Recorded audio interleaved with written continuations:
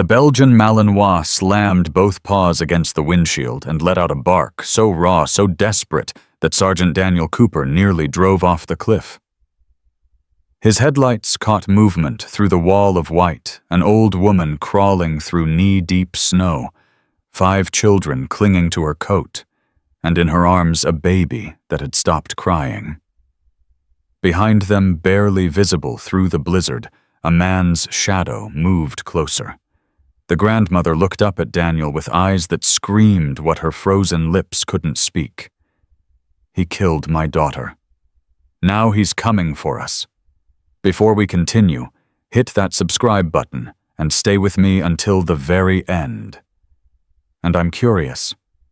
Drop your city in the comments.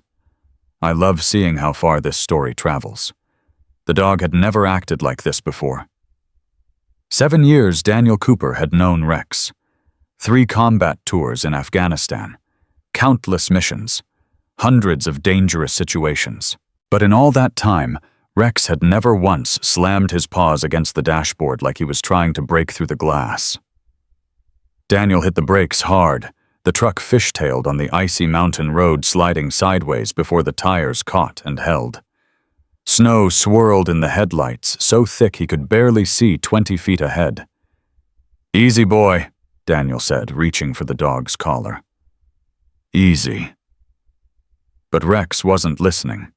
He was pressed against the passenger window, every muscle in his body rigid, a low whine building in his throat. Then the whine became a bark.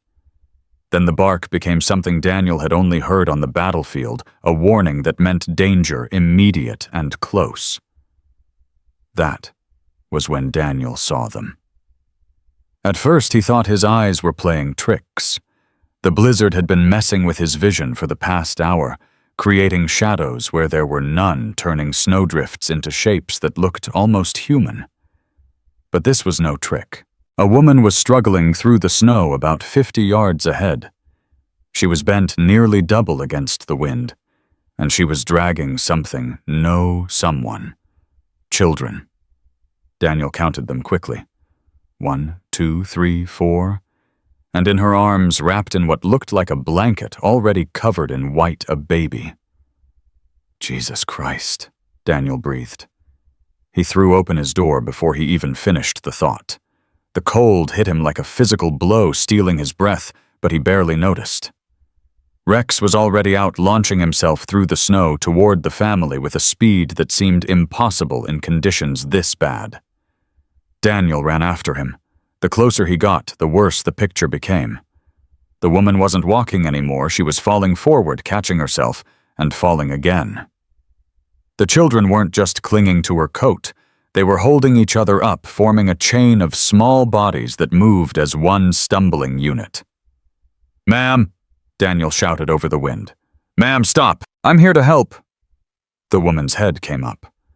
For a moment, she just stared at him, and Daniel felt something cold that had nothing to do with the weather slide down his spine. Her eyes were wrong. They weren't just exhausted or scared. They were the eyes of someone who had seen something that had broken something inside them. Then she saw his uniform, the army jacket, the insignia still visible, despite the snow crusted across his chest, and she made a sound that Daniel would never forget. It was a sob and a scream and a prayer all wrapped together. "Please," she gasped, and her knees buckled. Daniel lunged forward and caught her just before she hit the ground, one arm around her waist, the other reaching for the bundle in her arms. "Please, you have to help us. He's coming, and he won't stop until—" "Slow down," Daniel said, trying to keep his voice calm even as his heart hammered against his ribs. "Who's coming? What happened?" But the woman couldn't answer. She was crying now. Great heaving sobs that shook her entire body. And the children had surrounded them, pressing close, their faces pale and terrified in the beam of Daniel's headlights, still cutting through the snow behind them. Rex positioned himself between the family and the darkness facing the direction they had come from. His ears were flat against his skull, his teeth bared. Whatever was out there, whatever was following them, the dog could sense it. Grandma. The oldest child. A girl who looked about 12 grabbed the woman's arm. Her voice was steady, but Daniel could see her hands shaking. Grandma, we have to keep moving. He'll find us. He always finds us. I've got you, Daniel said. He looked at the girl, meeting her eyes directly. I've got all of you, but I need to know what we're dealing with. Who's following you? The girl opened her mouth to answer, but before she could speak, the grandmother's hand shot out and grabbed Daniel's jacket with surprising strength. My daughter, she whispered. He killed my daughter, tonight, right in front of me. And now he's coming for the children because they all saw. Daniel felt the words hit him like bullets. He looked at the children again. Really looked at them this time. The 12-year-old girl with the steady voice and shaking hands. A boy about 9 standing slightly apart from the others, his jaw clenched so tight Daniel could see the muscles jumping. A younger girl, maybe 7, pressed against her grandmother's side, completely silent eyes, staring at nothing. A toddler, a boy no more than 4, crying softly, snot frozen on his upper lip. And the baby still and quiet in the grandmother's arms. Too quiet. The baby, Daniel said sharply. How long since the baby made a sound? The grandmother looked down at the bundle in her arms, and fresh terror flooded her face. I don't know. She was crying when we left the car, but then... Daniel was already moving. He took the baby from her, cradling the tiny body against his chest, pulling back the snow-covered blanket to check for breath. Nothing. His training kicked in automatically. He cleared the baby's airway, tilted the small head back slightly, watched for the rise and fall of the chest. There. A flutter. Barely visible. But there. She's breathing, Daniel said. Barely, but she's breathing. We need to get her warm now. All of you. My truck is right there. Can you walk? The grandmother tried to stand, but her legs gave out immediately. The oldest girl moved to support her, but she was too small, too weak herself, after however long they'd been out in this storm. I can carry her, the 9-year-old boy said suddenly. His voice was rough, angry. I'm strong enough. I can do it. No, son. Daniel put a hand on the boy's shoulder. I need you for something more important. See Rex over there. He pointed to the dog, still holding position, still staring into the darkness.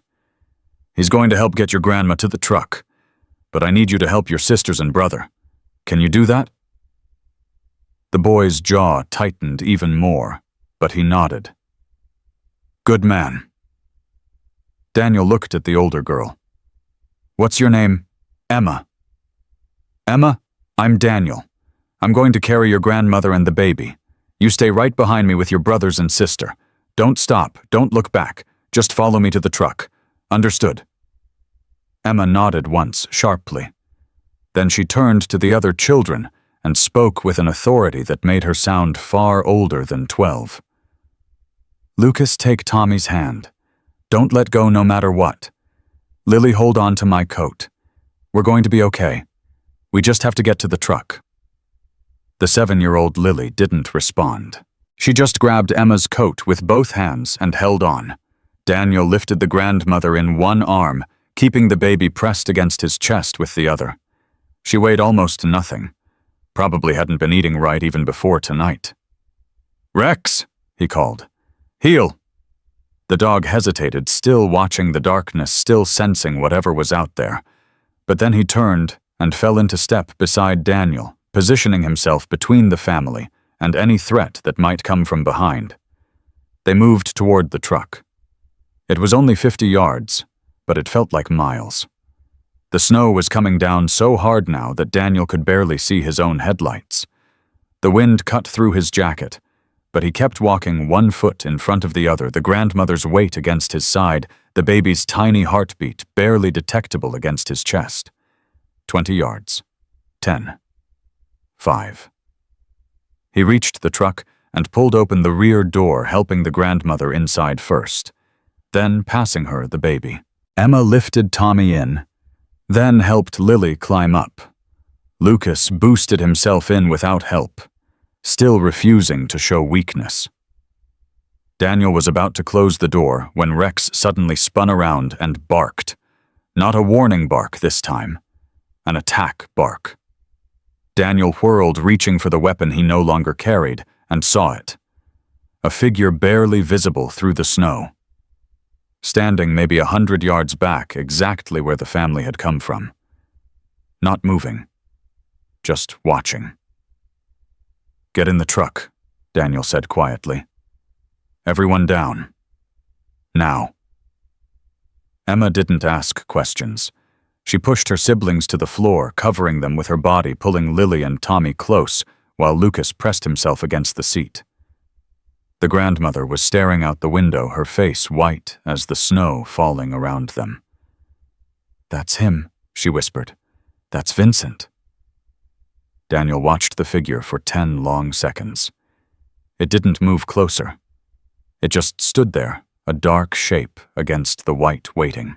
Then slowly it turned and disappeared back into the storm.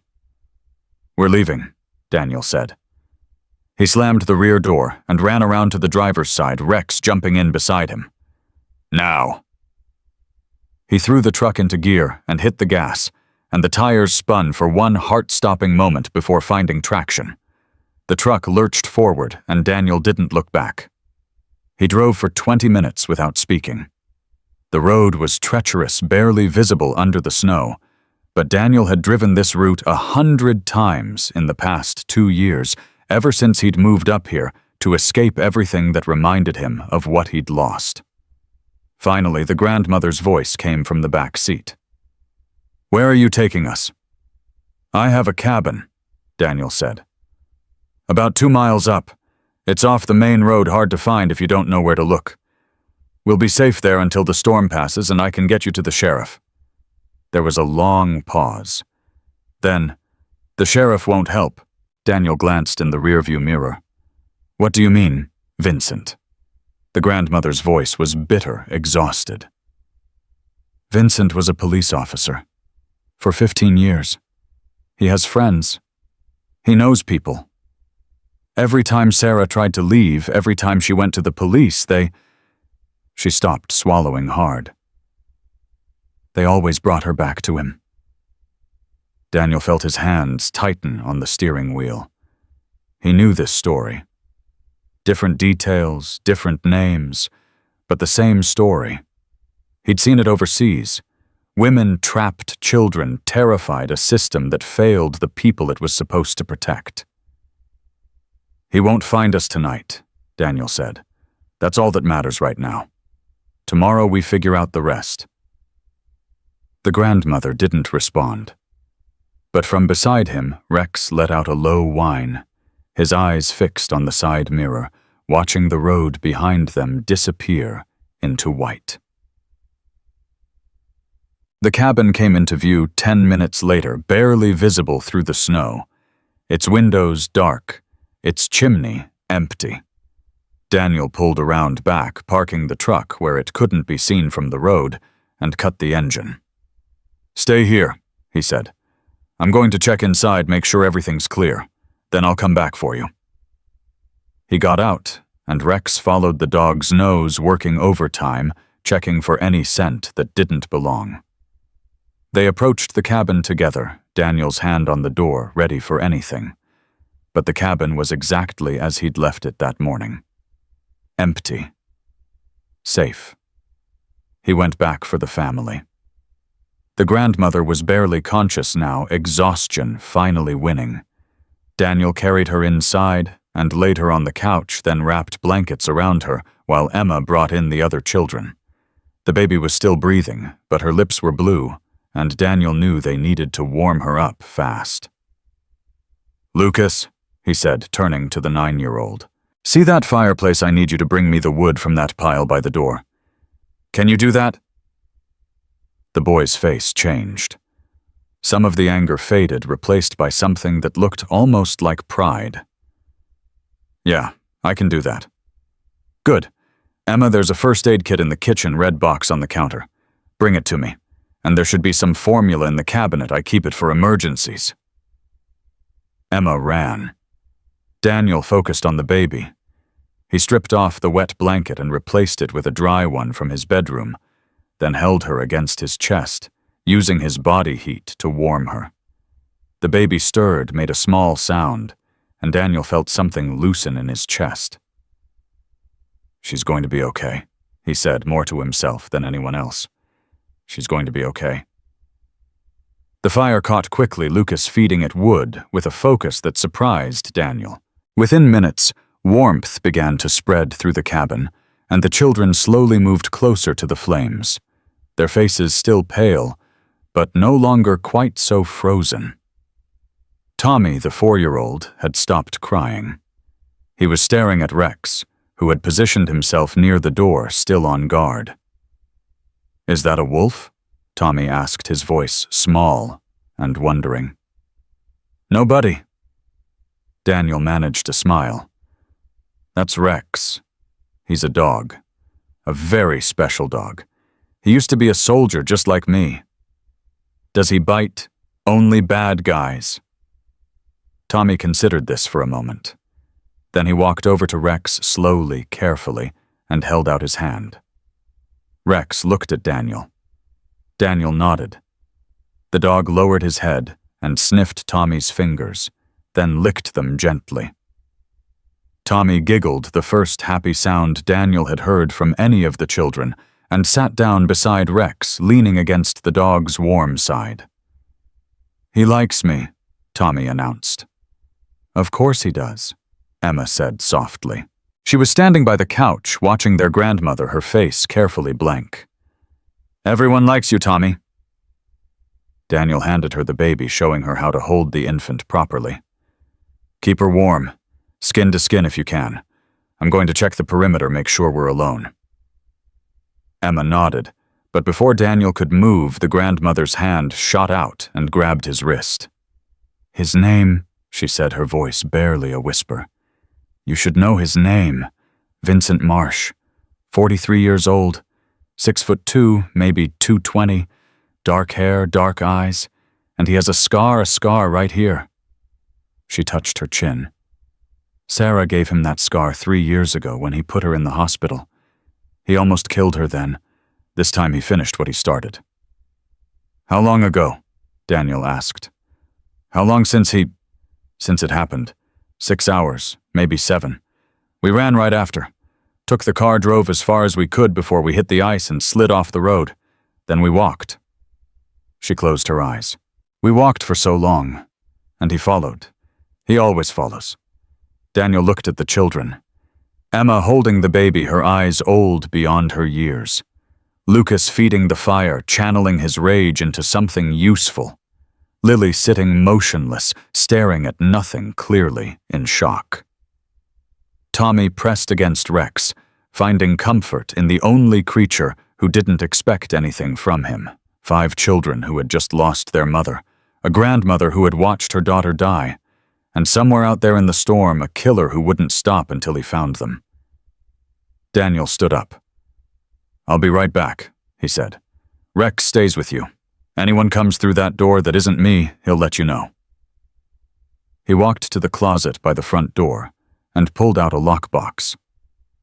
Inside was a handgun, a Glock 19, the same weapon he'd carried for years. He hadn't touched it in months. Hadn't wanted to. But tonight was different. He checked the magazine, chambered around, and tucked the weapon into his waistband.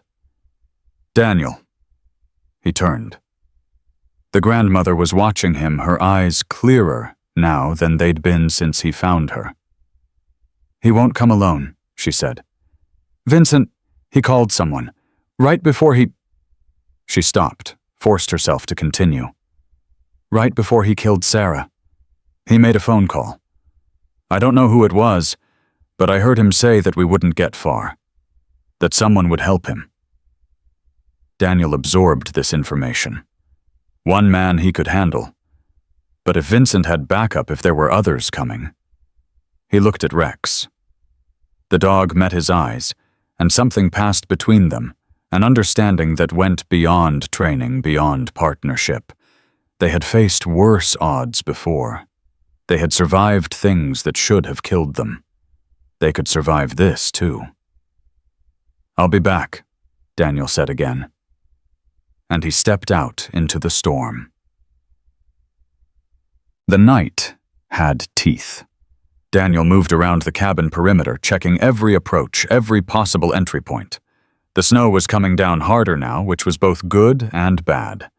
Good because it would cover their tracks, make them harder to follow. Bad because it would also cover Vincent's tracks, make him harder to spot. Rex should have been inside with the family, but the dog had followed him anyway, refusing to leave his side, and Daniel hadn't had the heart to force him back.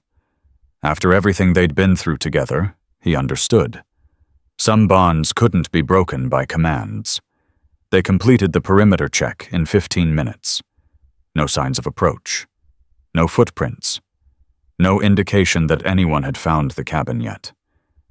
Daniel allowed himself one small breath of relief. Then Rex's head snapped up. The dog's body went rigid, nose pointed toward the tree line about 200 yards south. His ears flattened. A growl built in his throat, low and dangerous. Daniel followed his gaze. Nothing. Just snow. Just trees. Just the endless white of the storm.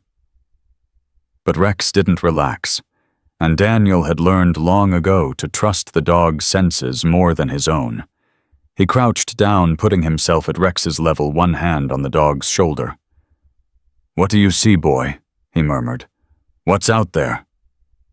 Rex didn't answer, just kept staring at the tree line, teeth bared, every muscle ready to spring. Daniel stared too, and then just for a moment he saw it. A flicker of movement, a shadow that moved wrong against the white. There and gone so fast he might have imagined it, but he didn't imagine it. Someone was watching the cabin. Daniel's hand went to his weapon, but he didn't draw. Not yet.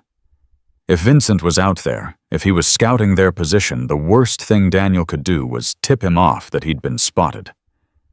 Instead, Daniel stood slowly, casually, as if he'd just been checking something routine. He walked back toward the cabin door, Rex at his heel, fighting every instinct that screamed at him to turn and face the threat. He made it inside, locked the door behind him, and leaned against it, his heart pounding harder than it had since Afghanistan. "He's here," he said quietly. "He's watching us right now." The grandmother's face went white. Emma pulled the baby closer to her chest. Lucas looked up from the fire, and for just a moment the anger in his eyes was replaced by raw, naked fear.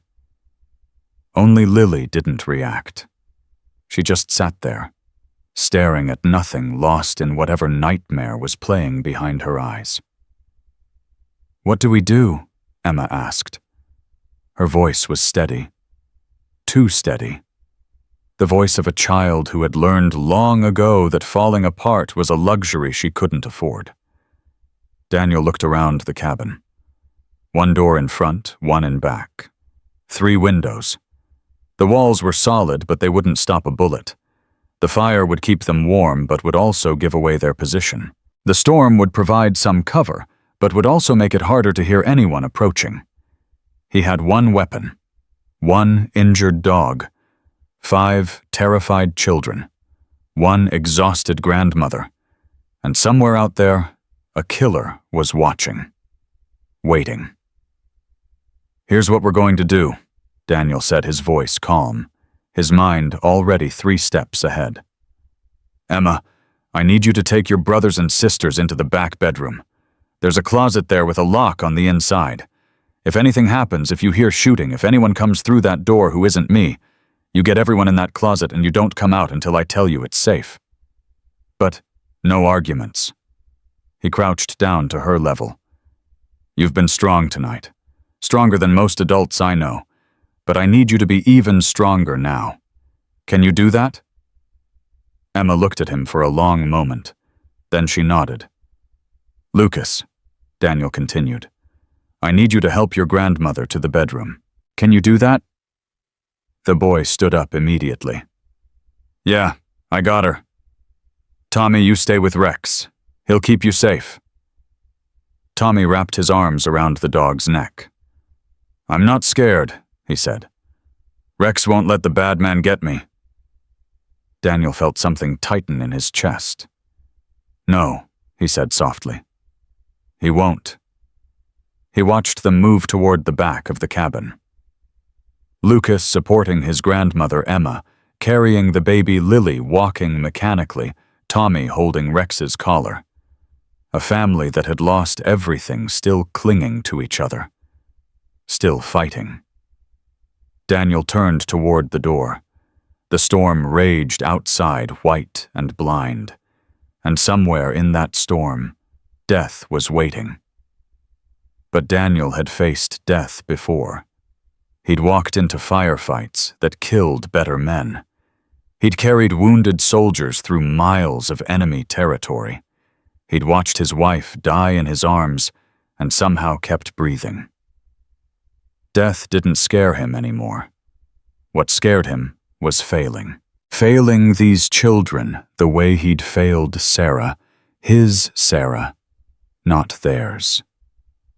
His wife, who had believed in him, who had loved him, who had asked him to keep saving people even when he wanted to stop. He checked his weapon one more time. Then he moved to the window, positioned himself where he could see but not be seen.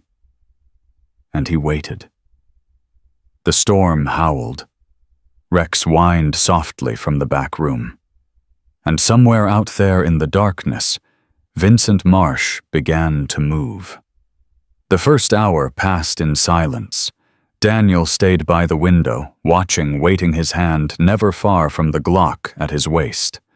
The fire had burned down to embers, casting long shadows across the cabin floor, but he didn't dare add more wood. The chimney smoke would give away their position even more than the truck already had. From the back bedroom, he could hear Tommy talking softly to Rex. The boy's voice was a constant murmur, telling the dog about his favorite toys, about the cartoon he liked to watch before bed, about how his mommy used to make pancakes on Sunday mornings. Daniel tried not to listen. He failed. "Mommy made the best pancakes," Tommy was saying. "With chocolate chips. She let me put the chocolate chips in. She said I was her special helper." Rex whined softly in response.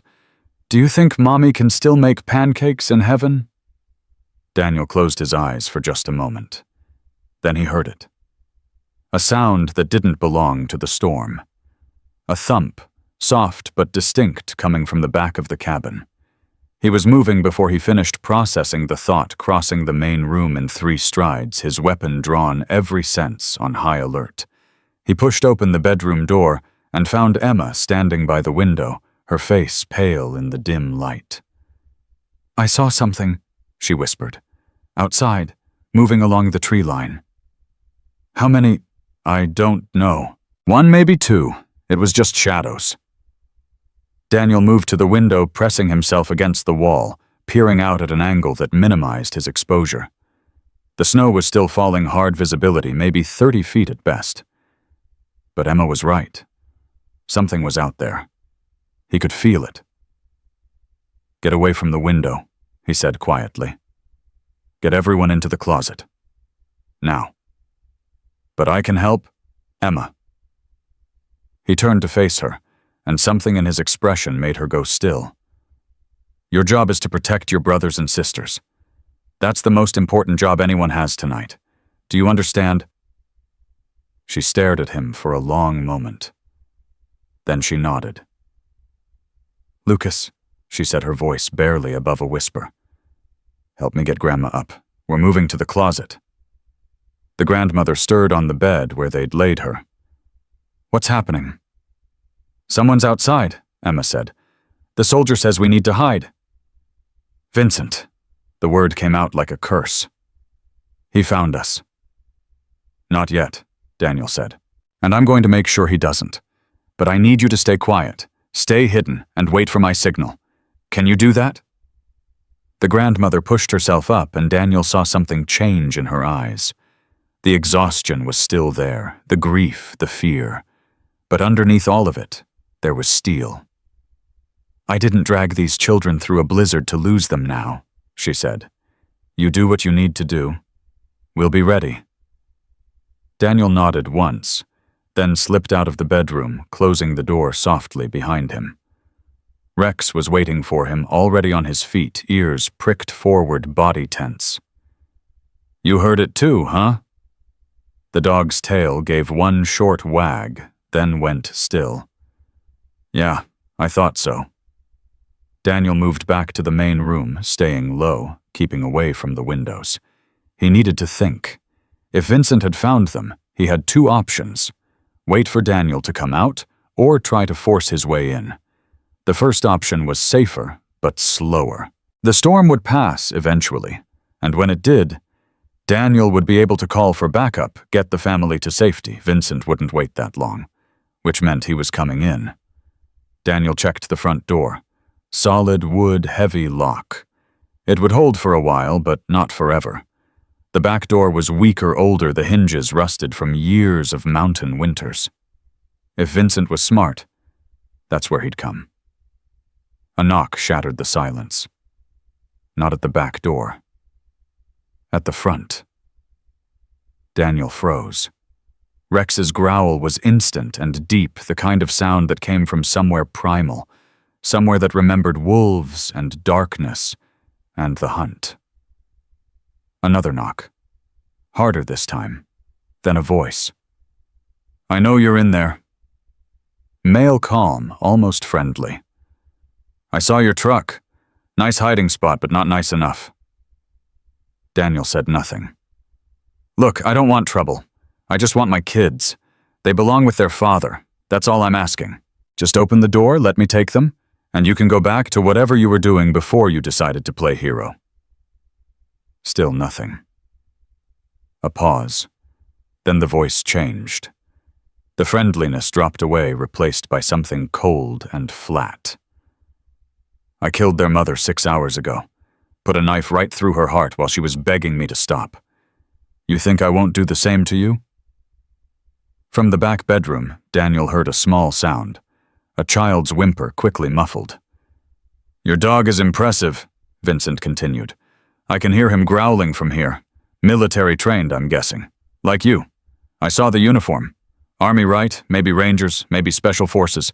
Doesn't matter. I've taken down better men than you." Daniel finally spoke. "Have you?" A soft laugh from outside. "Oh, so you can talk. Good. I was starting to think I was dealing with a mute. Here's the thing, soldier. I was a cop for 15 years. I know how this works. You're in there thinking you can protect them, that you can wait me out, that the storm will pass, and help will come. But here's what you don't know." Silence. Then, "I'm not alone."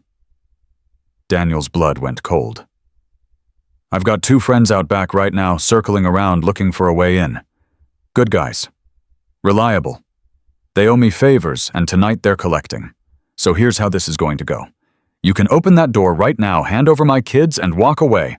Or you can watch me burn this cabin down with everyone inside. Your choice." Daniel's mind raced.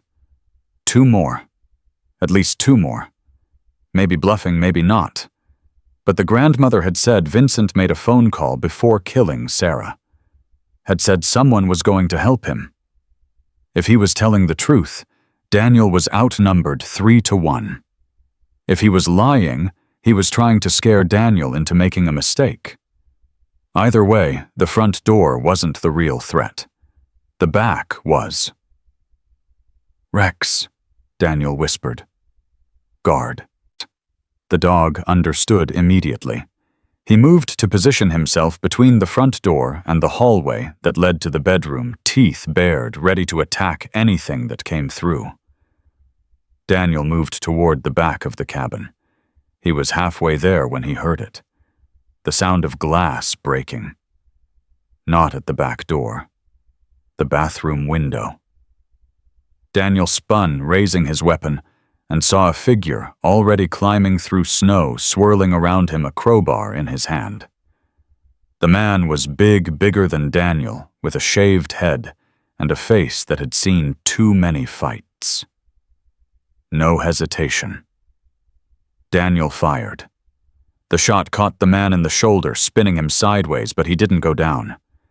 He kept coming, swinging the crowbar in a wide arc that would have caved in Daniel's skull if it had connected. It didn't. Daniel ducked under the swing, stepped inside the man's guard, and drove his elbow into his throat. The man gagged, stumbled, and Daniel hit him again, this time with the butt of the Glock, a solid crack against the temple that dropped him like a stone. One down. But the gunshot had changed everything. From the front of the cabin came a tremendous crash, the front door exploding inward, wood splintering hinges, screaming. Rex's bark turned into a roar, and Daniel heard the sounds of a fight, snarls and curses, and the thud of bodies hitting the floor. He ran. He made it to the main room just in time to see Rex clamped onto a man's arm, teeth sunk deep, shaking his head like he was trying to tear the limb off. The man was screaming, trying to reach a gun that had fallen just out of his reach. Daniel kicked the gun away and put his Glock against the man's head. "Call off Vincent, now." "I can't, he doesn't listen to—" "Call him off." But it was too late. The back door burst open, and there he was, Vincent Marsh. 6'2", maybe 220, just like the grandmother had said. Dark hair plastered to his skull by melting snow. Dark eyes that held nothing but cold calculation. And there on his chin, a scar that gleamed white against his stubbled skin. He had a knife in his hand. The same knife Daniel realized that had killed Sarah. "Let him go," Vincent said, nodding toward the man Rex still had pinned. "And maybe I'll make this quick." Daniel didn't move. "I said let him go." "And I said no." Vincent smiled. It was the worst smile Daniel had ever seen. "You know what I like you. You've got guts. Most people would have run by now, would have thrown those kids to me just to save their own skin. But not you. You actually think you can win this. I've won worse. Maybe. But here's the thing." Vincent took a step closer, then another. "I don't care about winning. I don't care about living. I don't even care about those kids, not really. What I care about is making sure Martha, that's my mother-in-law, the one who watched me gut her daughter, what I care about is making sure she watches me do the same thing to every single one of those brats, one by one, starting with the baby."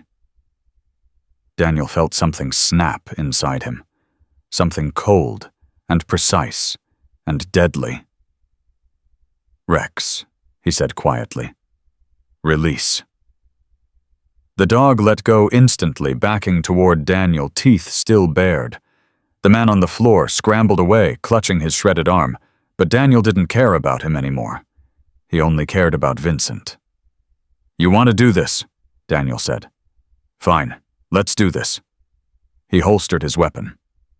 Vincent's eyes widened slightly, then narrowed with amusement. "You're joking." "I spent 3 tours in Afghanistan learning how to kill men with my bare hands. I've done it more times than I can count. Some of them were monsters. Some of them were soldiers. All of them thought they were going to win." Daniel took a step forward. "None of them did." Vincent's smile flickered. Just for a moment. Just enough. Then he lunged. The knife came in fast, a slash aimed at Daniel's throat, but Daniel was already moving. He stepped to the side, caught Vincent's wrist, twisted hard. Something popped. Vincent screamed, but he didn't drop the knife. He switched hands, came at Daniel again, and this time the blade caught him slicing across his forearm, drawing blood that spattered hot against the cabin floor. Daniel ignored the pain. He'd felt worse. He caught Vincent's next strike, turned it, used the man's own momentum to spin him around. Then he wrapped his arm around Vincent's throat and squeezed. Vincent thrashed, kicked, tried to reach back with the knife, but Daniel had the leverage now. He tightened his grip, cutting off blood and air, feeling Vincent's struggles grow weaker. "You killed a mother in front of her children." Daniel said, his voice low and steady. "You hunted them through a blizzard. You came here to murder babies." Vincent made a gurgling sound. "I've killed better men than you for less." He could do it. Right now. End this monster, make sure he never hurt anyone again. The grandmother would be grateful. The children would be safe. Justice would be served. All he had to do was squeeze a little harder, a little longer. "Daniel?" The voice came from behind him, small, frightened, familiar. He turned his head just slightly and saw Emma standing in the hallway. She had the baby in her arms, and Lucas was beside her, holding Lily's hand. Tommy was there too, Rex pressed against his leg. They were all watching him decide what kind of man he was. Daniel looked at Vincent, whose face was turning purple, whose eyes were starting to roll back. Then he looked at the children, and he made his choice. He released his grip, let Vincent drop to the floor, gasping and choking. Then he stepped back, picked up his Glock, and pointed it at the man's head. "Stay down," he said. "Move, and I end you." Vincent lay there, sucking in air, hatred burning in his eyes. But he didn't move. Daniel kept the gun trained on him as he pulled out his phone. No signal. Of course not. The storm had knocked out everything. "Emma," he said, not taking his eyes off Vincent. "I need you to check the man in the bathroom. Tell me if he's still breathing." Emma handed the baby to Lucas carefully, gently, and moved toward the bathroom. A moment later, her voice came back. "He's breathing, but he's not moving." "Good. Check the one by the door, the one Rex got." A pause. Then, "He's gone, ran out into the storm. He's bleeding a lot. One down, one unconscious one in custody. It was over. Or it should have been. But then the grandmother appeared in the hallway, and she was holding something in her hands. The crowbar from the man in the bathroom.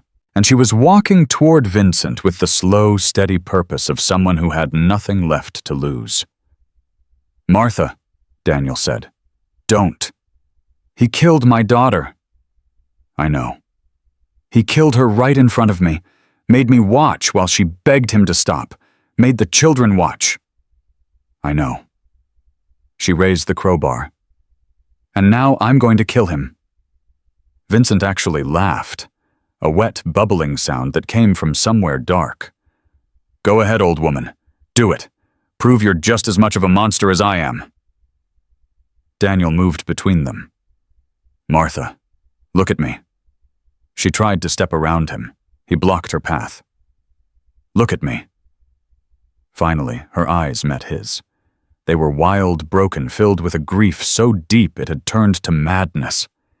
"If you do this," Daniel said quietly, "those children lose their grandmother too. Maybe not to death, maybe not tonight, but they'll lose you. Because the woman who raised Sarah, the woman who carried 5 children through a blizzard to save them, that woman will be gone.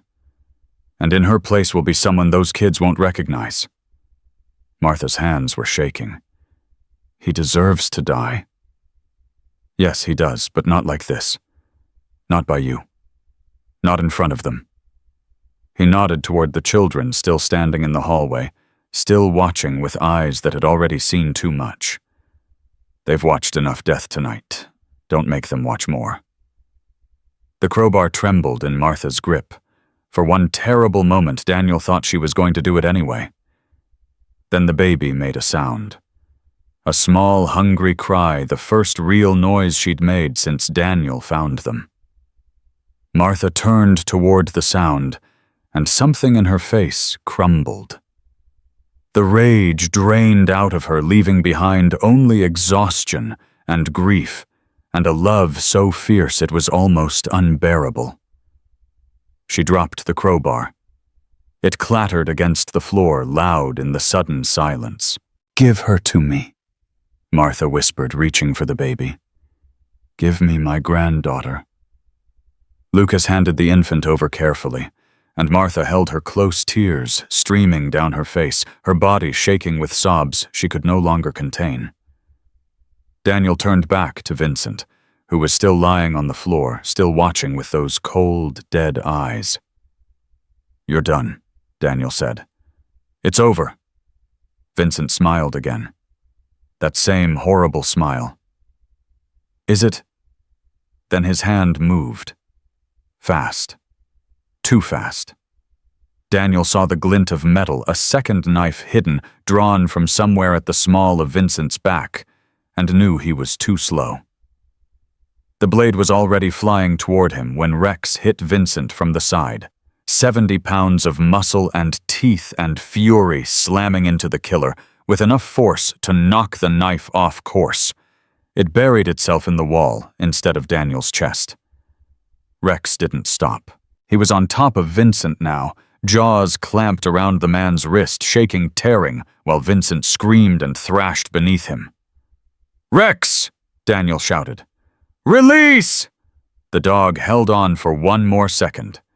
2, 3. Then he let go and backed away, muzzle-red eyes still locked on the threat. Vincent lay on the floor, clutching what was left of his right hand, blood pooling beneath him. He wasn't smiling anymore. Daniel walked over, kicked the knife away, and looked down at the man who had caused so much pain. "You're going to live," he said. "You're going to go to prison. You're going to spend the rest of your life thinking about what you did, what you lost, what you'll never have again. And those kids, the ones you tried to destroy, they're going to grow up. They're going to heal. They're going to be happy, and they're going to forget you ever existed." Vincent's eyes burned with hatred, but he didn't speak. Couldn't speak. The pain was too much. Daniel turned his back on him and walked toward the children. Emma was the first to move. She ran to Daniel and threw her arms around him, burying her face in his chest, her body shaking with sobs she'd been holding back for hours. "Thank you," she whispered. "Thank you, thank you, thank you." Daniel held her, and for the first time in 2 years, he felt something other than emptiness. Lucas was next. He didn't hug Daniel, that wasn't his way, but he nodded once sharply with a respect that made him look far older than 9. "You saved us," he said. "I won't forget." Tommy was already on the floor with Rex's arms wrapped around the dog's neck, face pressed into blood-matted fur. "Good dog," Tommy kept saying. "Good dog, good dog." Rex's tail wagged just slightly. Only Lily hadn't moved. She was still standing in the hallway, still staring at nothing, still lost in whatever nightmare held her captive. Daniel approached her slowly, carefully, the way he'd learned to approach traumatized soldiers in the field. "Lily," he said softly. "It's over. You're safe now." Nothing. "Lily, can you hear me?" The little girl's eyes finally focused. She looked at Daniel, really looked at him for the first time since he'd found them in the snow. Then she spoke. It was barely a whisper, so quiet he almost missed it. "The bad man hurt Mommy." Daniel knelt down so he was at her level. "I know, sweetheart. I know he did. Mommy was crying. She was crying and crying. I'm so sorry. She told me to be brave." Lily's voice cracked. "She told me to take care of Tommy and the baby. She said I was her brave girl." Daniel felt tears burning in his eyes. He blinked them back. "You are brave," he said. "You're the bravest girl I've ever met." Lily stared at him for a long moment. Then she stepped forward and wrapped her small arms around his neck. "Don't let him hurt us," she whispered. Please don't let him hurt us." Daniel held her tight. "Never," he said. "I promise. Never again." Outside, the storm raged on. But inside the cabin, surrounded by children who had lost everything and found something unexpected in its place, Daniel Cooper felt something he thought he'd lost forever. Hope. The bleeding wouldn't stop. Daniel pressed his hand against the gash on his forearm, watching red seep between his fingers, dripping onto the cabin floor in a steady rhythm that matched his heartbeat. The cut was deeper than he'd thought. Vincent's knife had done real damage. "Let me help." He looked up. Martha was standing over him, the baby finally asleep in Emma's arms behind her. Her hands were still shaking, but her eyes were clear now, focused. "I was a nurse for 32 years, she said, "before I retired. Let me see that." Daniel hesitated, then moved his hand. Martha sucked in a breath through her teeth. "You need stitches. Real ones, not the butterfly kind." "I've had worse. I'm sure you have. But if we don't close this up, you're going to lose a lot of blood. And right now, you're the only thing standing between my grandchildren and—" She glanced toward the corner, where Vincent lay still conscious, still watching them with those dead eyes. Him. Daniel looked at Rex, who had positioned himself directly in front of Vincent, every muscle tense, ready to attack if the man so much as twitched. "Fine," Daniel said. "Do it." Martha moved quickly, efficiently, her nurse's training coming back despite the decades. She found Daniel's first aid kit, cleaned the wound with antiseptic that made him hiss through his teeth, and began stitching with a steady hand that betrayed nothing of the trauma she'd endured. "You're good at this," Daniel said, more to distract himself from the pain than anything else. "I've stitched up worse. Knife wounds, gunshots, industrial accidents. 32 years in the ER, you see everything." She paused, pulling the thread tight. "But I never thought I'd be doing this in a cabin in the middle of nowhere while my daughter's killer bleeds out 10 feet away." "He's not going to bleed out, unfortunately." "No." Martha's voice was bitter. "Men like him never do." From across the room, Vincent laughed. The sound was wet, thick with blood from where Rex had torn into his wrist. "She's right, you know," he called out. "I've survived worse, a lot worse. This is nothing. You think a dog and a soldier are going to stop me? I've got friends, important friends, people who owe me favors. By this time tomorrow I'll be—" "Shut up," Daniel said. "Make me." Rex's growl deepened. Vincent actually smiled. "Go ahead, let the dog finish what he started. You think I care? You think death scares me?" He looked directly at Martha. "I watched your daughter die, old woman. I watched her beg. I watched the light go out of her eyes. And you know what? It was the most beautiful thing I've ever seen." Martha's hand froze mid-stitch.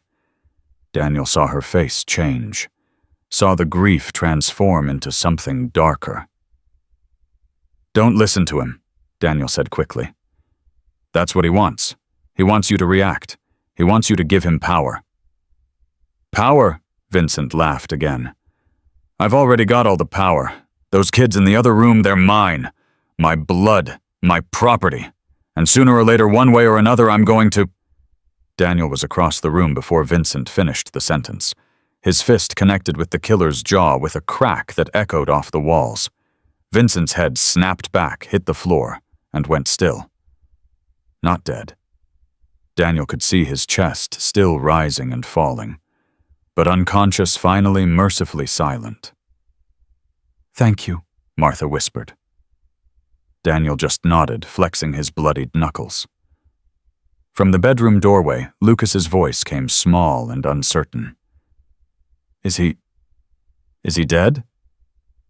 Daniel turned. The boy was standing there, Lily holding his hand. Tommy pressed against his other side. They'd heard everything. Of course they had.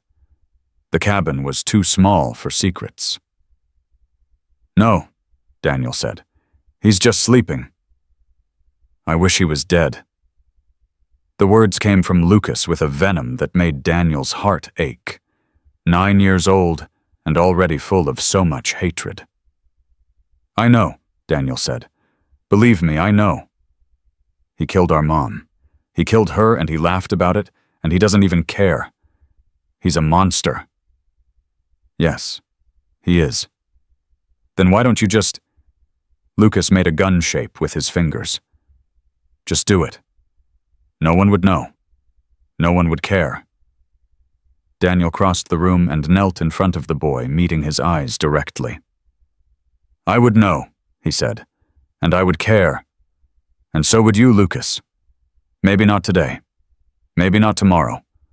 But someday you'd look back at this night and wonder if maybe there was another way. If maybe the good guys didn't have to become monsters to beat the monsters. Lucas's jaw tightened. Mom was a good guy. She never hurt anyone. And look what happened to her. I know. And it's not fair. None of this is fair. But your mom loved you right more than anything in the world. A single tear escaped down Lucas's cheek, but he wiped it away angrily. Yeah, she did. Then honor her. Be the man she wanted you to be, not the man he tried to make you. Lucas stared at him for a long moment. Then slowly, he nodded. Okay, he said quietly. Okay. Daniel put a hand on the boy's shoulder, squeezed once, then stood. And that was when he heard it. A sound from outside. Faint, distant, but unmistakable. Engines. More than one. Everyone get back, Daniel said, his voice suddenly sharp. Now! Martha grabbed the children, herding them toward the bedroom. Rex was already at the window, ears pricked forward, a low, warning rumble building in his chest. Daniel moved to join him, peering through the frost-covered glass. Lights. Coming up the mountain road. At least 3 vehicles, maybe 4. Their headlights cutting through the diminishing snow like searchlights. The storm was dying. Visibility was improving.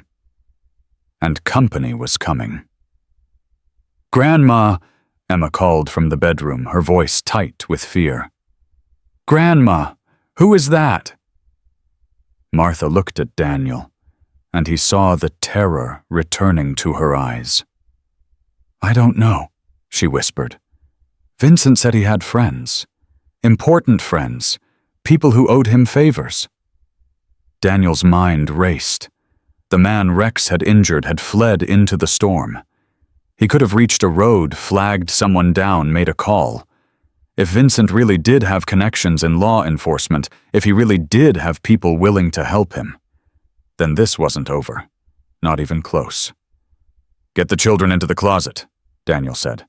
The one with the lock. Don't come out until I tell you it's safe. What about you? I'll handle this. Daniel, go, no. Martha hesitated for just a moment. Then she gathered the children and disappeared into the back of the cabin. Daniel heard the closet door close, heard the lock click into place. Good. Whatever happened next, they would be hidden. He checked his weapon. Full magazine minus 2 rounds, 14 shots. If those vehicles were full of Vincent's friends, 14 shots wouldn't be enough. But it was what he had. He took position by the window, Rex pressed against his leg, and waited. The vehicles pulled into the clearing around the cabin. 3 SUVs, all of them black, all of them official-looking. Men poured out at least a dozen, and Daniel's heart sank as he saw their uniforms. Police. Local sheriff's deputies from the look of it. Armed. Organized. Moving with the practiced efficiency of men who knew exactly what they were doing. And leading them a man with silver hair and a face like carved granite was someone Daniel recognized from the photos in Vincent's wallet. Sheriff Raymond Marsh, Vincent's brother. This is the Cascade County Sheriff's Department, a voice boomed through a megaphone. We have the cabin surrounded. Come out with your hands up, now. Daniel's blood ran cold. He looked at Vincent, still unconscious on the floor. At Rex, teeth bared, ready to fight. At the bedroom door behind which 5 children and their grandmother were hiding in a closet waiting for salvation that had just become damnation. The sheriff's voice came again. "I know my brother is in there. I know what you did to him. You have 60 seconds to surrender, or we're coming in. And trust me, soldier, you do not want us to come in." 59 seconds. 58. Daniel's mind raced through options, discarding each one as quickly as it came. He couldn't fight a dozen armed deputies. He couldn't run not with 5 children and an elderly woman. He couldn't negotiate not with a man whose brother he'd just beaten unconscious. 45 seconds. Rex whined softly, sensing his handler's distress. "I know, boy," Daniel murmured. "I know." 30 seconds. The deputies were spreading out now, taking positions around the cabin, covering every exit. Professional. Thorough. The kind of tactical deployment that left no room for escape. 20 seconds. Daniel made his choice. He walked to the front door, opened it, and stepped out into the cold with his hands raised above his head. "Don't shoot," he said. "I'm unarmed." Sheriff Marsh approached slowly, his weapon trained on Daniel's chest, his eyes hard as flint. "Where is he?" "Inside. He's alive, but he's injured." "What did you do to him?" "What I had to. He was trying to kill 5 children and their grandmother. He'd already murdered their mother." Something flickered in the sheriff's eyes. Surprise. Doubt. Daniel couldn't tell. "That's not how I heard it," Marsh said slowly. "The call I got said a soldier was holding my brother hostage. Said he'd kidnapped Vincent's kids and was threatening to kill them all." Daniel felt the pieces falling into place. The man who'd escaped, the phone call, the lies. "That's not what happened." "Then what did happen? Your brother beat his wife for 15 years. Tonight he finally killed her. Stabbed her in front of her mother and her children. Then he chased them into the storm, trying to eliminate the witnesses. I found them on the road, half frozen, and brought them here. Your brother tracked them, attacked us, and I defended them. That's the truth." Marsh's face was unreadable. "And I'm supposed to just believe you?" "You don't have to believe me. Believe them." Daniel nodded toward the cabin. "There's a 68-year-old grandmother in there who watched her daughter die. There are 5 children who saw their father murder their mother. Ask them what happened. Look them in the eyes and ask them." For a long moment, nobody moved. Then Sheriff Marsh lowered his weapon. "Bring them out," he said. Slowly.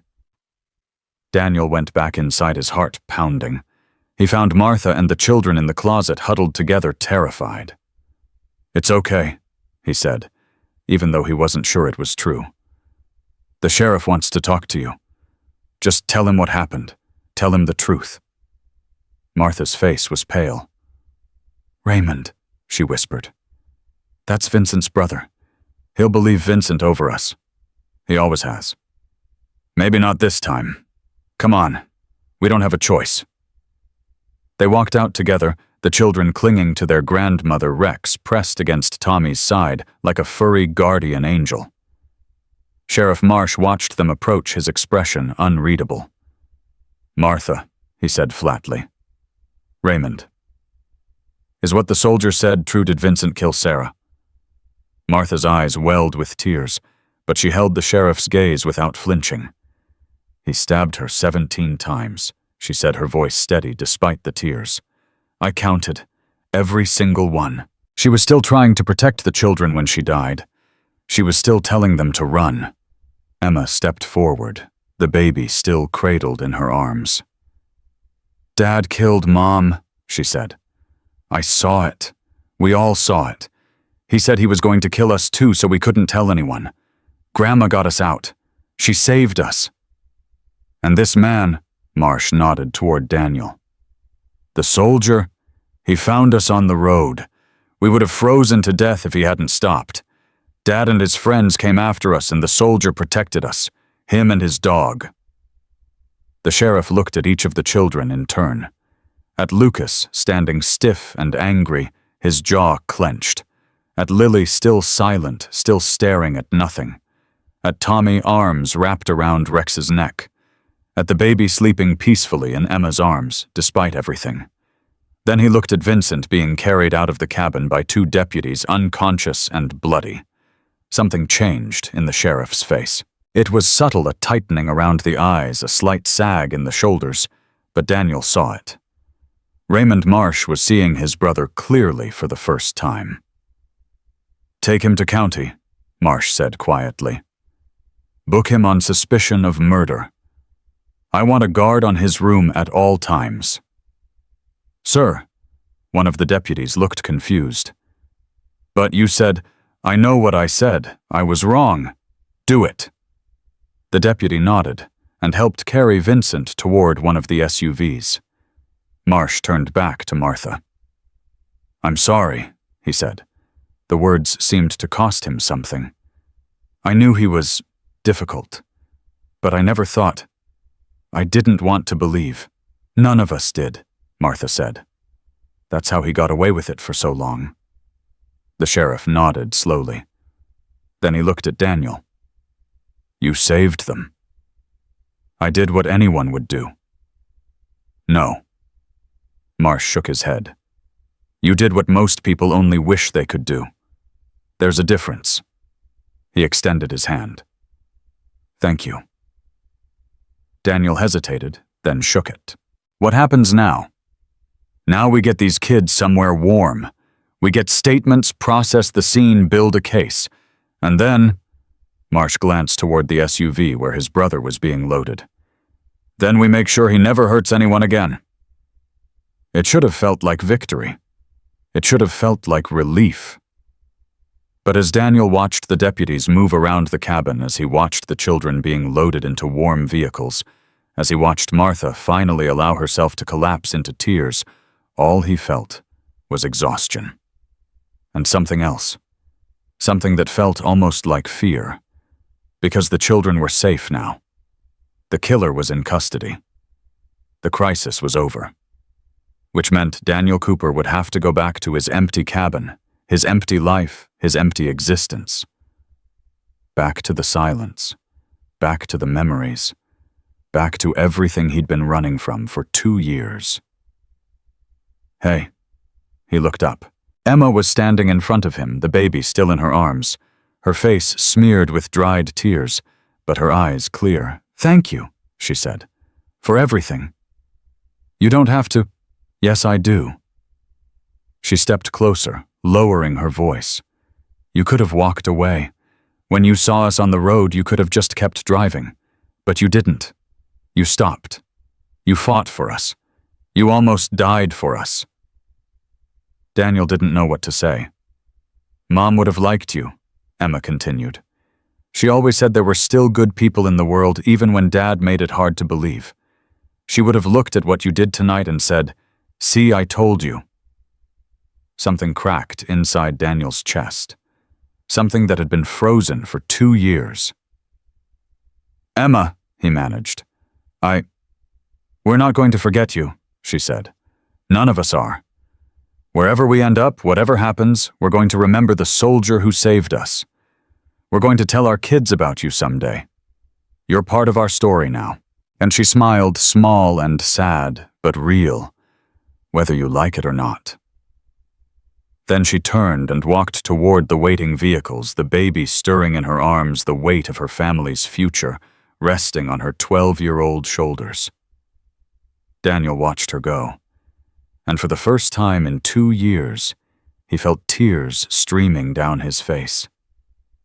Rex pressed against his leg, whining softly. "I know, boy," Daniel whispered. "I know." The convoy began to move, red tail lights disappearing into the gray morning light as the storm finally fully broke. And Daniel Cooper stood alone in the silence, wondering if he would ever see them again. 3 weeks passed, like 3 years. Daniel went through the motions.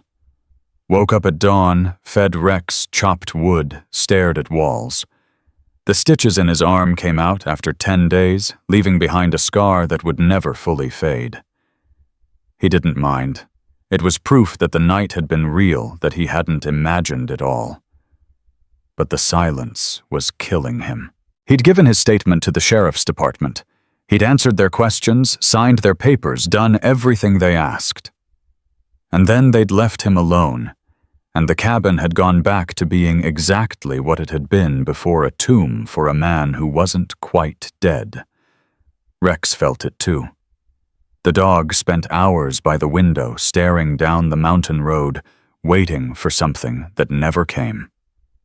Every time a vehicle passed on the highway, far below his ears would prick up.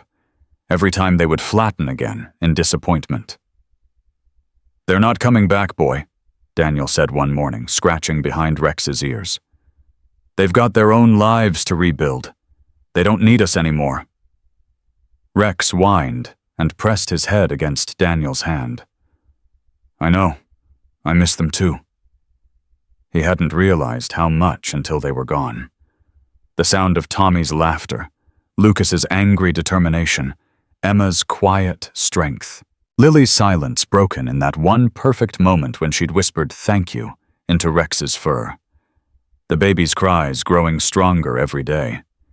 Even Martha, with her grief and her steel, had left a hole he couldn't fill. Daniel had spent 2 years convincing himself he was better off alone. Now, he wasn't so sure. The knock came on a Tuesday afternoon. Daniel was splitting wood behind the cabin, Rex dozing nearby when he heard it. 3 sharp raps on the front door. He set down the axe and walked around the cabin, Rex falling into step beside him.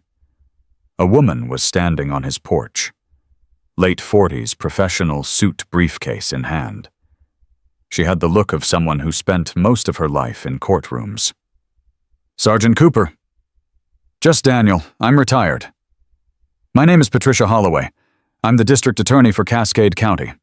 She extended her hand. Daniel shook it. "May I come in? There are some things we need to discuss." Daniel hesitated, then stepped aside. Inside, Patricia refused his offer of coffee and got straight to the point. "Vincent Marsh's trial begins in 6 weeks. The prosecution's case is strong, but there's a problem." Daniel felt something cold settle in his stomach. What kind of problem? Vincent is claiming self-defense. He says his wife attacked him first, that he was protecting himself, that the children's testimony is unreliable because they're traumatized and easily manipulated. That's insane. He murdered her in front of 5 witnesses. 5 children, the oldest of whom is 12. His defense attorney is already painting them as confused, scared, unable to tell the difference between what they saw and what they were told to say. Patricia's jaw tightened. The grandmother's testimony helps, but she has a motive to lie. She wanted her daughter to leave Vincent. She hated him. The defense is going to tear her apart on the stand. "So what do you need from me?" Patricia looked at him directly. "I need you to testify. Not just about what happened at the cabin, but about what you observed. The children's condition when you found them. The grandmother's statements. Vincent's behavior, his words, his actions. You're a decorated Army veteran with no connection to the family, no reason to lie. Your testimony could be the difference between conviction and acquittal." Daniel thought about it for exactly 2 seconds. "When do you need me?" Patricia's relief was visible.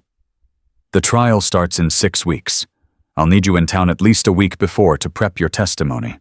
Can you do that? I'll be there." "Good." She stood, gathered her briefcase. "One more thing. The children have been asking about you. All of them, actually. Martha, too. They're staying at a shelter in Helena until the trial. It's not ideal, but it's safe. I can give you the address if you'd like to visit." Daniel's heart stuttered. "They've been asking about me every day according to the caseworker. Tommy apparently talks about your dog constantly. Made the other kids jealous." Patricia almost smiled. "You made quite an impression, Sergeant." After she left, Daniel stood in the middle of his cabin, Rex watching him with knowing eyes. They were asking about him. Every day. He looked at the dog. Rex's tail wagged once, twice a question, and an answer all at once. "What do you think, boy? Should we go see them?" Rex barked. It was the first time in 3 weeks the cabin didn't feel like a tomb. The shelter was a converted hotel on the outskirts of Helena, a sprawling building that housed families in crisis. Daniel parked his truck and sat for a moment, suddenly nervous in a way he hadn't been since his first combat deployment. "This is ridiculous," he muttered. "They're just kids." Rex whined impatiently. "Fine, let's go." He walked through the front door, gave his name to the woman at the reception desk, and waited. The sound of running footsteps came first. Then Tommy burst through a doorway. His face split in the biggest grin Daniel had ever seen, and launched himself at Rex with a force that nearly knocked the dog off his feet. "Rex, you came back. Grandma Rex came back." Rex's tail was a blur. He was licking Tommy's face, whining with a joy Daniel had never heard from him. The cold military dog melting into something warm and alive. Lucas appeared next, trying to look cool and casual, but Daniel saw his eyes light up when they landed on Rex. "Hey," Lucas said. "Hey yourself. You came. Told you I would." Lucas almost smiled. Almost. "No, you didn't." "Well, I should have." Then Emma was there, and Lily was there, and Martha was there. And suddenly Daniel was surrounded by people hugging him, thanking him, crying and laughing at the same time. "You saved us," Martha kept saying. "You saved us, and you never even came to visit. We thought you'd forgotten." "I didn't forget," Daniel managed. I didn't know if you wanted." "We wanted," Emma said firmly. "We definitely wanted." Lily tugged on his sleeve. He looked down at her, this tiny girl, who had barely spoken since the night her mother died. "Hi, Uncle Daniel," she said. "Uncle Daniel." Something cracked open in his chest. "Hi, sweetheart," he said, his voice rough. "How are you doing?" "Better. I'm talking now. The doctor says that's good." "That's really good." Rex helped. She looked at the dog, still pinned to the floor by Tommy's enthusiastic embrace. "I told him all my secrets that night. He didn't tell anyone." Daniel felt tears threatening. He blinked them back. He's good at keeping secrets. They spent the whole afternoon together. Daniel met the baby now almost 3 months old, healthy and thriving, and completely unaware of the storm she'd survived. He listened to Tommy's endless chatter about the shelter, about the other kids, about how much he missed pancakes. He played chess with Lucas, and lost on purpose, then played again, and lost for real. He sat with Martha while the children played with Rex in the courtyard, and for the first time they talked about something other than Vincent. "Sarah loved thunderstorms," Martha said quietly. "When she was little, she'd stand at the window and watch the lightning completely fearless. I used to think that meant she'd grow up to be brave." "She was brave," Daniel said. "She raised 5 amazing kids. She tried to leave. She fought back. She didn't fight back hard enough. She fought back the only way she could. She protected her children until the very end. That's the bravest thing I've ever heard of." Martha was quiet for a long moment. "The trial is in 6 weeks, she said finally. "The DA told me you agreed to testify." "I did." "Vincent's lawyer is going to come after you. He's going to dig into your past, your military record, everything. He's going to try to make you look unstable, violent, untrustworthy." I know. And you're still going to do it. Daniel watched Rex playing with the children, his tail wagging, his eyes bright with a joy Daniel hadn't seen since Afghanistan. I made a promise that night, he said. I told Lily I would never let him hurt them again. That means making sure he goes to prison for the rest of his life. Whatever it takes. Martha reached over and took his hand. Thank you, she whispered. For everything. Daniel squeezed back. For the first time in 2 years, he felt like he was exactly where he was supposed to be. The trial began on a Monday in March. The courthouse was packed. Vincent's case had made national news, the story too sensational to ignore a cop who murdered his wife in front of their children, a grandmother who fled through a blizzard with 5 kids, a soldier who stood alone against a killer and won. Daniel sat in the witness area, Rex at his feet, watching Vincent Marsh take his seat at the defense table. The killer looked different now. Clean-shaven, well-dressed, a bandage still visible on his wrist where Rex had torn into him. He looked like a respectable businessman, not a monster. But when his eyes met Daniel's, there was nothing human in them. Just cold, calculating hatred. The prosecutor called Martha first. She testified for 3 hours, her voice steady, her details precise. She described the years of abuse, the broken bones, the hospital visits that were always explained away. She described the night Sarah died, every terrible moment, while the jury sat in horrified silence. Vincent's lawyer tried to break her, tried to paint her as a bitter mother-in-law who had poisoned her daughter against her husband, tried to suggest that Martha had coached the children, manipulated their memories, turned them into weapons. Martha didn't flinch. "My daughter is dead," she said, looking directly at the defense attorney. "My grandchildren watched their father murder their mother. I don't need to coach anyone. The truth speaks for itself." Emma testified next. She was 12 years old, wearing a dress that made her look younger than she was, her voice clear and strong as she described what she'd seen. The jury watched her with a mix of horror and admiration, this child who had been through hell and come out the other side still standing. "I saw my father stab my mother," Emma said. "I saw it 17 times. I counted because I couldn't make it stop. I thought if I counted maybe it would end. But it didn't. It just kept going until she stopped moving." Vincent's lawyer approached carefully. "Emma, you were very scared that night, weren't you?" "Yes." "And when people are scared, sometimes they remember things wrong. Sometimes their brains play tricks on them." Emma looked at the lawyer with eyes far too old for her face. "My brain didn't play tricks on me. My father killed my mother. I watched him do it. And then he chased us into a blizzard to kill us too." "But how can you be sure?" "Because I know my father." Emma's voice cracked, but she kept going. "I know what he does when he's angry. I've seen him hurt my mother 100 times. This was just the last time. The time he didn't stop." The courtroom was silent. Vincent's lawyer had no more questions. When Daniel took the stand, he felt strangely calm.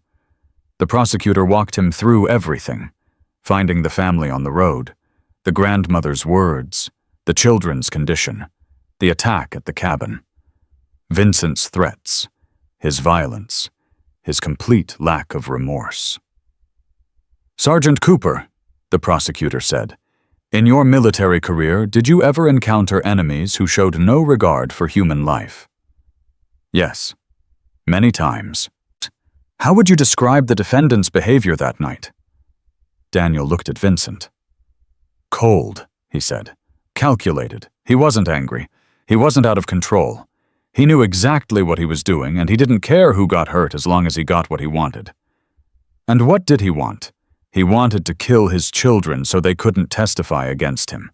He said it himself. He told me he was going to make their grandmother watch while he murdered them one by one, starting with the baby." A gasp rippled through the courtroom. Vincent's lawyer was on his feet immediately. "Objection. The witness is—" The witness is answering the question, the judge said firmly. Overruled. Daniel continued. He also told me he enjoyed killing his wife. He said watching her die was the most beautiful thing he'd ever seen. Vincent's face remained blank, but Daniel saw his hands clench under the table. The cross-examination was brutal. Vincent's lawyer dug into Daniel's military record, his PTSD diagnosis, his self-imposed isolation. He suggested that Daniel was unstable, that he'd imagined the threats, that he'd attacked Vincent without provocation, and invented a cover story afterward. Isn't it true, the lawyer pressed, that you've been treated for combat-related trauma? Yes. And isn't it true that you've had episodes of violent behavior as a result of that trauma? No. Really, you expect this jury to believe that a man who's killed enemies in combat, who lives alone in the mountains, who has no close relationships, is a reliable witness? Daniel met the lawyer's eyes. I've killed enemies in combat, he said quietly. Men who were trying to kill me, trying to kill my brothers. I've never hurt an innocent person in my life. I've never raised a hand against a woman or a child. I can't say the same for your client. The lawyer's face reddened. No further questions. The jury deliberated for 6 hours. Daniel waited in the hallway with Martha and the children. Rex stretched across the floor, the tension so thick it was hard to breathe.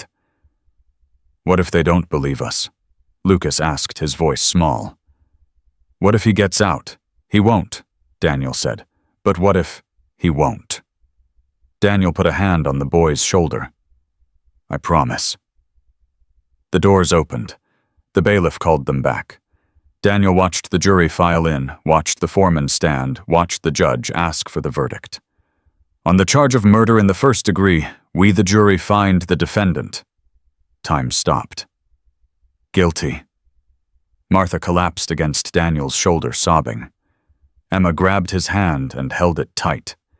Lucas let out a breath he'd been holding for months. Lily smiled for the first time since her mother died. And Tommy, oblivious to the gravity of the moment, looked up at Daniel with bright eyes. Does this mean the bad man goes away forever? Daniel felt tears streaming down his face. Yeah, buddy, he said. The bad man goes away forever. Vincent was led out in handcuffs, his face a mask of fury. As he passed Daniel, he stopped, leaned close. This isn't over, he hissed. You hear me? This isn't... Rex lunged, barking with a ferocity that made the guards jump back. Vincent flinched. It was the first emotion Daniel had seen from him that wasn't hatred. It was fear. Get him out of here, Daniel said. And they did. Outside the courthouse, the sun was setting, painting the sky in shades of orange and gold. The children stood in a circle around Rex, petting him, thanking him, treating him like the hero he was. Martha stood beside Daniel, watching them with a peace in her eyes that hadn't been there before. What now? She asked. Daniel looked at the children, at Rex, at this family that had come into his life like a blizzard and changed everything. I don't know, he admitted, but I think maybe we figure it out together. Martha smiled. I'd like that, she said. I'd like that a lot. Part 5. Hope followed. 6 months changed everything. The shelter became a house. The house became a home. And the home slowly, carefully became something Daniel had stopped believing he deserved. Martha found a small place in Whitehall, close enough to the mountains, that Daniel could visit easily, far enough from the memories that the children could start fresh. It wasn't much: 3 bedrooms, a cramped kitchen, a backyard that was more dirt than grass, but it was theirs. And somehow, without anyone planning it, Daniel became part of the furniture. It started with weekend visits. He'd drive down on Saturday mornings, Rex riding shotgun, and spend the day doing whatever needed doing, fixing the leaky faucet, teaching Lucas how to throw a proper punch, helping Emma with her homework, letting Tommy ride on his shoulders while Lily held Rex's leash. Then the weekends became weekdays, too. Then the weekdays became every day. One morning, Daniel woke up on Martha's couch and realized he hadn't been back to his cabin in 3 weeks. His clothes were in the hall closet. His toothbrush was in the bathroom. Rex's food bowl was next to the kitchen door. He was living here. He was part of this family. And he had no idea how it had happened. "You're thinking too loud," Martha said, handing him a cup of coffee. "I can hear it from the kitchen." Daniel took the cup. "Sorry." "Don't be. Just tell me what's on your mind." He looked at her. This woman who had lost her daughter, who had carried 5 children through a blizzard, who had faced down a killer and refused to break. She was stronger than anyone he'd ever met, and she was asking him what was wrong. "I don't know if I should be here," he admitted. Martha sat down across from him. "Why not?" "Because I'm not their father. I'm not your family. I'm just some guy who happened to be on the right road at the right time." "You're wrong." "Martha, you're wrong," she repeated firmly. "You weren't just on the right road. You were the right person, and you've been the right person every day since.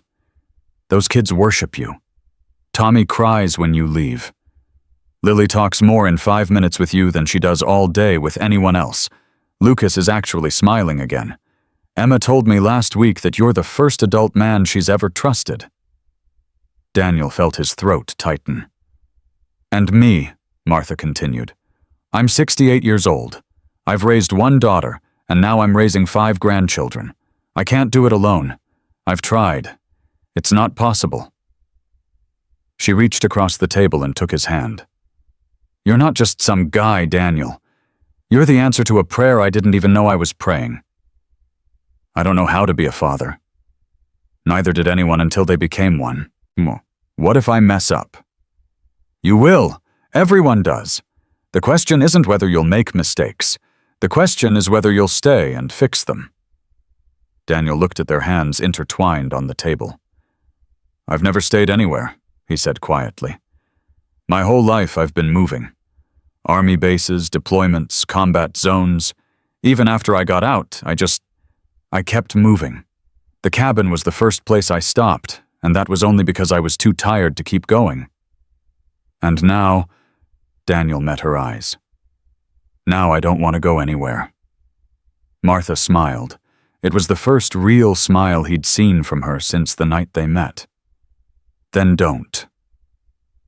The summer brought healing in ways nobody expected. Emma turned 13 in July.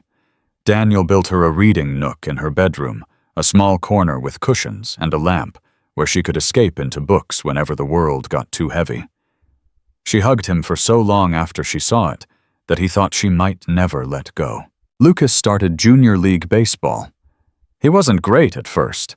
Too angry, too aggressive, swinging at every pitch like it had personally offended him, but Daniel worked with him every evening, teaching him patience, teaching him control. By the end of the season, Lucas was the team's best hitter and the first kid in line to shake hands with the other team after every game.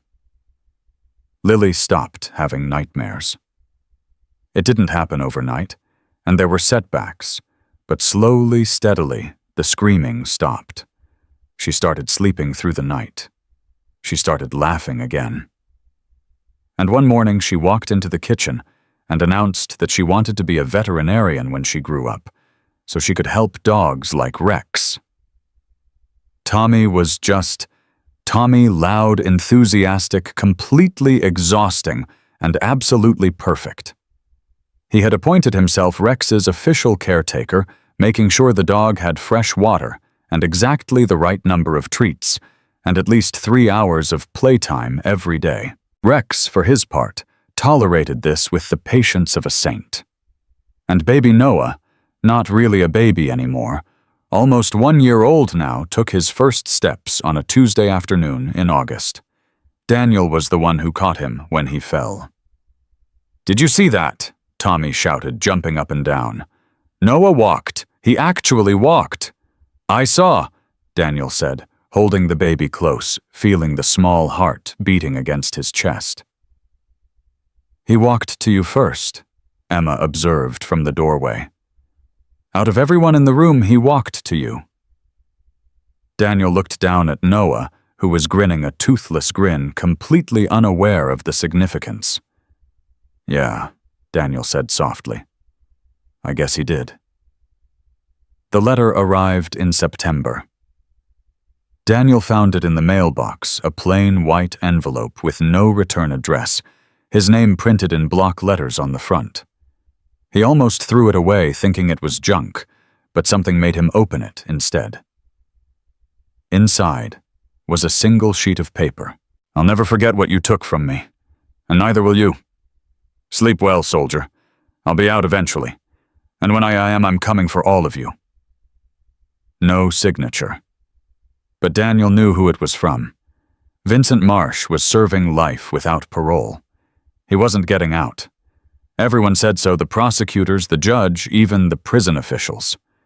Life without parole meant exactly what it sounded like. But Vincent had friends. He'd proven that the night of the blizzard, and apparently he still had ways of reaching out. Daniel didn't tell Martha about the letter. He didn't tell the children. Instead, he drove to the state prison and requested a visit. They brought Vincent into the visiting room in chains, wrists, ankles, waist. He looked different now, thinner, harder, the soft businessman appearance stripped away to reveal something feral underneath. But his eyes were the same. Cold. Dead. Watching. "Well, well," Vincent said, settling into his chair. "The hero? I was wondering when you'd show up." "Your letter was received." "Good. I hoped it would be." Daniel leaned forward. "Let me be very clear about something. You're never getting out. You're going to die in this place. And even if by some miracle you did get out, you wouldn't get within 100 miles of that family before I put you in the ground." Vincent smiled. "Brave words, but you and I both know the truth, don't we? You're not a killer, Cooper. Not really. You had the chance that night, remember? You had your hands around my throat.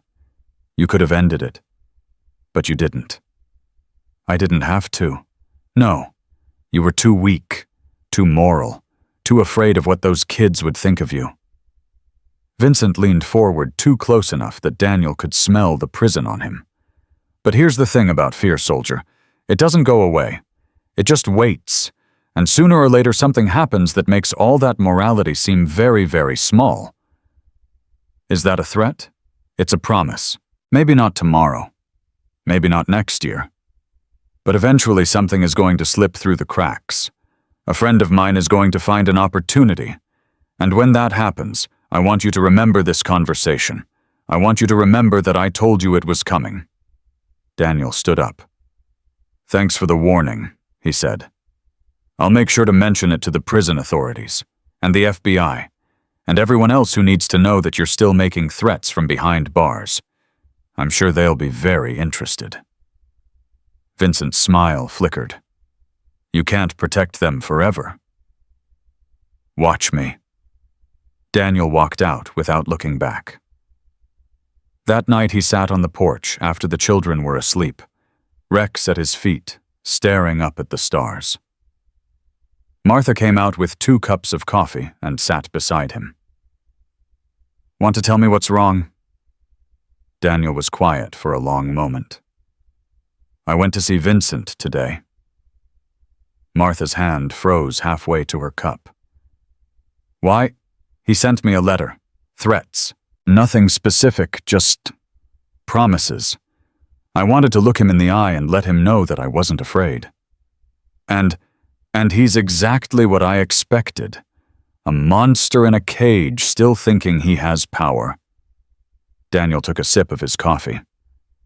"I reported the letter to the authorities. They're going to increase monitoring on his communications. If he tries anything else, they'll know." Martha was quiet for a while.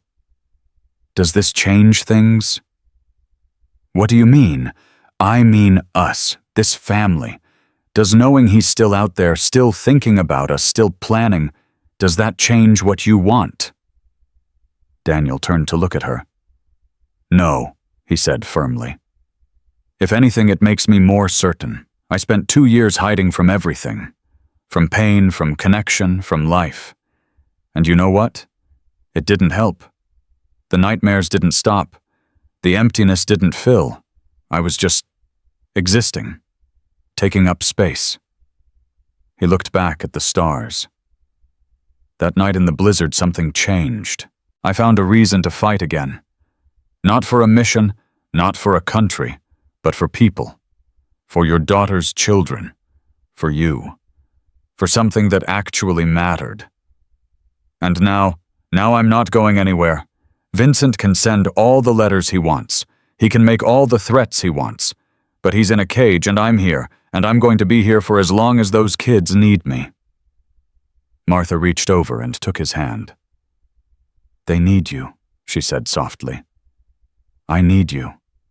And we're going to be okay. Daniel squeezed back. Yeah, he said. We are. The next year brought more changes. Emma started high school terrified on the first day, triumphant by the end of the first week. She made friends, joined the debate team, started talking about college like it was actually possible. The girl who had carried her baby brother through a blizzard was becoming a young woman who could carry anything. Lucas got his first girlfriend. He was mortified when Daniel found out, even more mortified when Daniel offered to give him advice. But he listened anyway, and later when the relationship ended badly, he came to Daniel first. Not Martha. Daniel.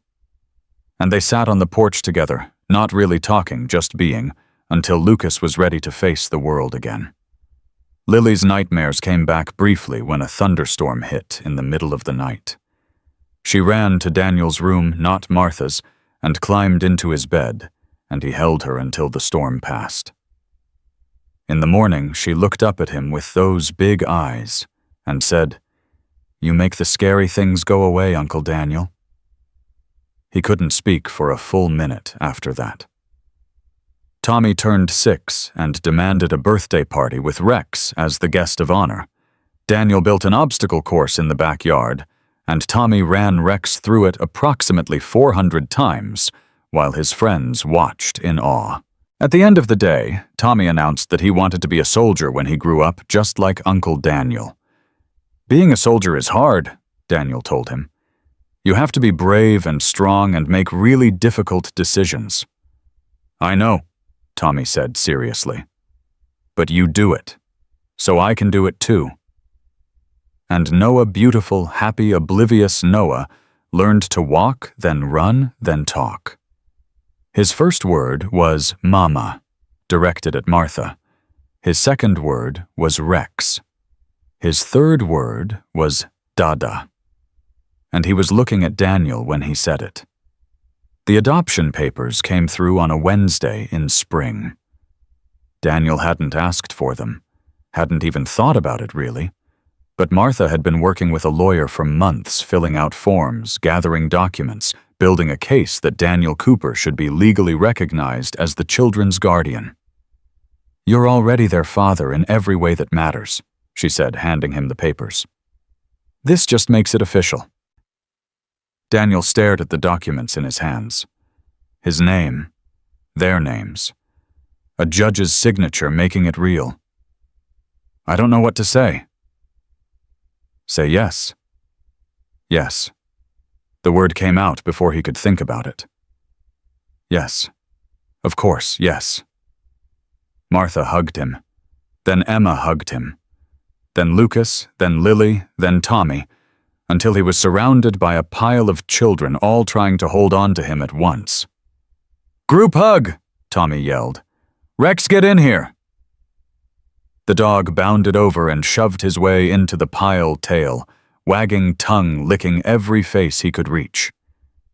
And Daniel Cooper, the soldier who had spent 2 years hiding from life, found himself laughing. really laughing. For the first time in years. They got married in June. It wasn't a big wedding, just family, a few friends from the town, the lawyer who had handled the adoption. They held it in the backyard, the same backyard where Tommy ran Rex through obstacle courses, the same backyard where Lily had first started talking again. Martha wore a simple white dress. Daniel wore his army dress uniform, taken out of storage for the first time in years. The children stood in a row behind them, Rex sitting proudly at the end of the line like he was part of the wedding party, which of course he was. "Do you take this woman to be your wife?" the officiant asked. Daniel looked at Martha, at her gray hair and her tired eyes and her unbreakable spirit. "I do. And do you take this man to be your husband?" Martha smiled. "I do. Then by the power vested in me, I now pronounce you husband and wife." Tommy's voice rang out before the officiant could say another word.